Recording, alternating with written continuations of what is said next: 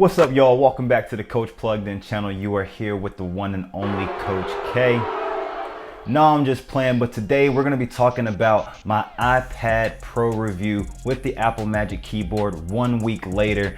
I want to thank so many of y'all that watched the last video, subscribed to the channel because of that video, commented on that video, and that video will be linked above, or you can find it down in the description. But today I'm going to be talking to you guys about how I've used that iPad Pro with that Magic Keyboard over the last week, and also answering some of your questions. A lot of people put a lot of questions in the comments last week, and so I want to get right to those so that you guys know how I intend to use this Apple Magic Keyboard with this iPad Pro. So with that being said, let's plug in.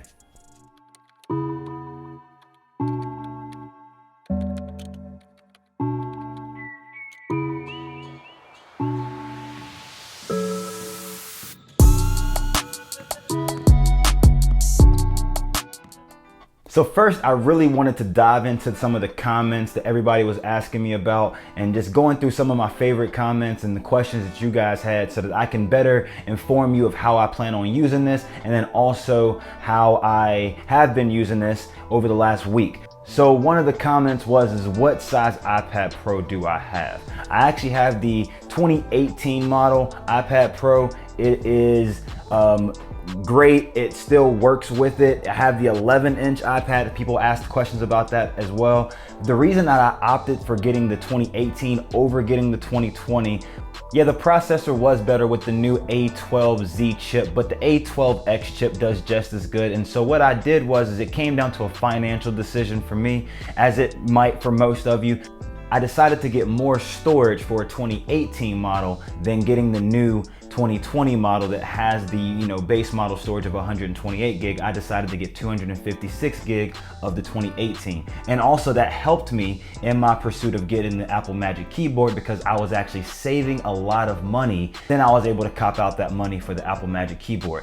If any of you are in the market for an iPad Pro, check out Apple's refurbished site. I've referred a lot of people to that already, and I mean a lot of other people have referred people to it. But the thing about the Apple refurbished products is they give you brand new bodies. They give you, it looks like a brand new iPad when it gets here, for their MacBooks, for their phones, for anything that they have in their refurbished site. So go check that out if you're looking into getting an Apple product, but you also have a budget. I was able to cut almost $300 off of getting this iPad versus getting it brand new. So if you guys are in the market for an iPad Pro or any other Apple device, make sure you check that first, especially if you have a budget. So the next thing we're going to be talking about is, someone asked me how I intended to use this for video editing.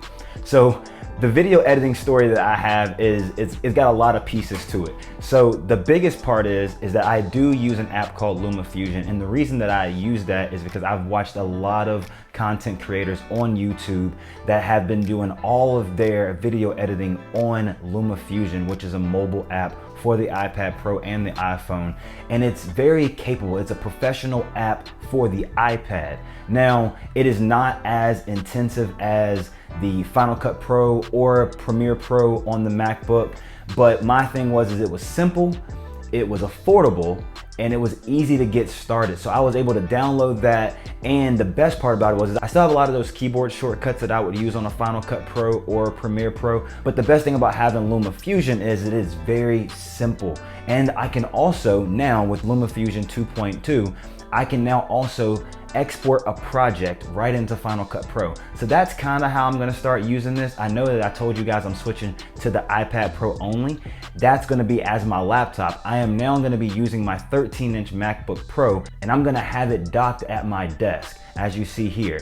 But that is going to be serving as a desktop computer for me now. And what I'll be doing is I'll be taking my iPad Pro on the road with me, in the coffee shops, at the office, everything else like it's a laptop, and I will be exporting all of my footage to Final Cut Pro. And that will be the best part about, kind of making these two things, work together, so that I kind of still have that, that work relationship and being able to get value out of my MacBook Pro still. So going back to LumaFusion, the best part about that was that Final Cut Pro is $300. Not everybody has $300 to, make a couple videos. You can also use iMovie, but if you're looking for the more professional version of iMovie, Final Cut Pro is next. And Final Cut Pro is $300. As you're watching this video today, on May 8th, LumaFusion is actually going to be releasing this software on the iPad and the iPhone for $19.99. I actually paid $29.99 for it, but when they first came out, it was $19.99, I think, but I actually paid the full price for it at $29.99 because I think it is worth it. So if any of you are out there that are looking to start creating videos, be sure to check that out. Go to the App Store on your phone or go to their website and you can go and get that at a discounted rate. So that right there is the best part. $300 versus $19.99 or $29.99. Let me take the $29.99 every day of the week. Now, Final Cut Pro is fantastic. There are still things that I'm going to need in Final Cut Pro, especially as I dive deeper into this YouTube journey. But LumaFusion does everything that I need. I can use my pen, I can use the trackpad, I can use my keyboard shortcuts, and I can use my finger. That is the best part about it. It's so portable, it's so mobile, and it is quality material. So I can't emphasize that enough. So if you're trying to do video editing and you want to start today, go on your app store and download LumaFusion. So someone asked me, it was a student, and I think I got asked this question on Instagram, and they wanted to know about documents and how I did documents and how I did my email client. So if anybody wants to see a full workflow of what I do, leave that down in the comments below because I would be happy to show you guys what apps I actually use on the day-to-day basis.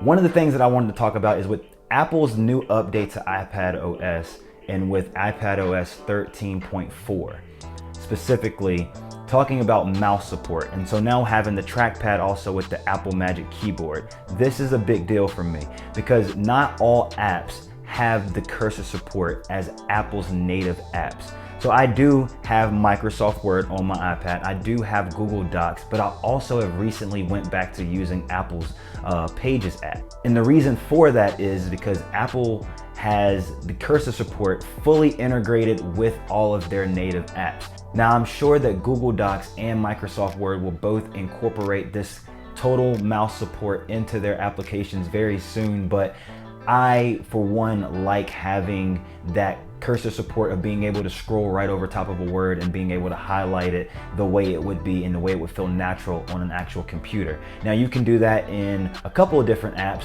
but there are some key apps out there that a lot of people use that do not have that support. So until that support comes, you'll probably see me using a lot more of Apple's Pages application, which is a good Word document, Word typing application, but also when you have Google Docs on one end that you can, share and collaborate with people, and then you also have Microsoft Word, which is like the engine of Word documenting, and then also with me having OneDrive and an EDU account and having that 1 terabyte of storage, it's a lot easier for me to use Microsoft Word. But hopefully when Apple has that cursor support, or when these apps develop cursor support down the line, that'll be a big factor into being able to use iPadOS. Okay, so moving right along. So someone asked me over on Twitter, I think it was, of how I use my iPad with this ultra wide monitor behind me. And so the biggest thing about that is that when you put the iPad on an external monitor, you have these 2 black boxes on each side, but you can get around that with a new app called Shift Screen. And I've actually been in contact with them. They have great customer support. So if there's any iPad users out there that are looking to use this on an external monitor, make sure to download this application right here. I think it's $4.99 or $5.99, but very much so worth it. You can put 1, 2, 3 screens up on an external monitor and you can use the full real estate of your monitor. With me having an external wide screen monitor, my LG ultra wide monitor, I can put 3 different tabs up there and I can use it. It also has applications already integrated with it, so only thing you have to do is sign into those, or you can just use it as a web browser and go to Google Docs or Notion or wherever you're trying to go. But you can go to any of those applications that you want and you can use it full screen. Also on the iPad, you can slide up and go into multitasking mode, and then you can actually put another application on the screen, and then that allows you to be able to use an app on the iPad and also use the full screen real estate on an external monitor. So that right there changes the game when it comes to multitasking on the iPad. And then people ask me about multitasking. So within that, you can still do slide over mode within this. So the only thing I really usually put in slide over mode is either my Apple Notes or Apple Music, or maybe even my to-do list. Maybe Twitter, because I like typing on Twitter now that I have the keyboard, but you can still utilize those things in slide over mode. So having an app like Shift Screen really changes how you use the iPad, especially when you're using it as a laptop connected to an external monitor. So the very last thing I wanted to talk about is something that I saw over on DailyTekk from Chris. If you guys haven't seen his channel yet, which I'm sure you have, make sure I'll leave a link to his channel down in the description. But he was using his iPad Pro with the Magic Keyboard in Sidecar with his MacBook, and he was controlling the keyboard on his MacBook through his keyboard on the iPad, and also using an external mouse. So one of the things that I did was I tried that out this week. It is great. It's perfect. There are some glitches to it though, because if you try to do any of the keyboard shortcuts that you would do with your Mac, it actually still runs it on the iPad. So if you try Command Spacebar to try to pull up Spotlight on your MacBook, it'll actually pull up Spotlight on your iPad. Or if you try to do Command Q, as when you're trying to quit an application on the Mac, it'll actually completely quit out of Sidecar. And so Chris mentioned that, but you cannot use the trackpad with it. But what you can do is that you can use an external mouse. So I just use my MX Master 2S for that, and I can scroll around and I can use my mouse on my MacBook. But then if I needed to type anything, I can just type it from the keyboard on the iPad Pro. So now I can have all of the devices that I want all in one spot and utilize my external monitor, and it works out perfect. So that's all I really have for you guys today. Once again, not gonna keep you long, but if you haven't tried out the Apple Magic Keyboard, please do. Also, there have been some videos out there for you people who have the iPad Air or the iPad 10.2 inch that Logitech and Bridge have come out with keyboards for those specific devices.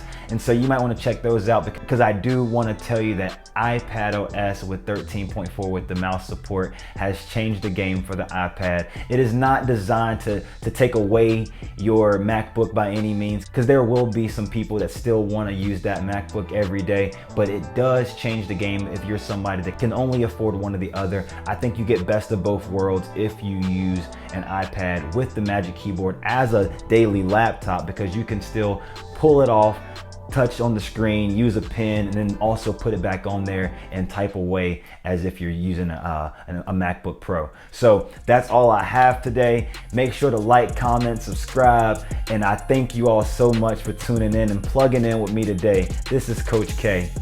Peace.